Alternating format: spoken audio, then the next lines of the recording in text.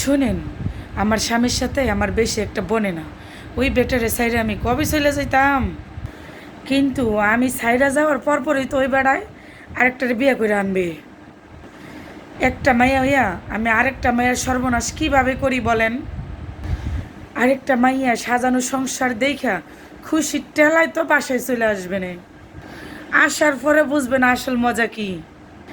সে কি আর ধৈর্য ধরে আমার মতো সংসার করতে পারবে বলেন বলেন? শুধু শুধু আমি একটা আনম্যারিড মেয়েকে তার জীবনটা কেন নষ্ট করতে দিব?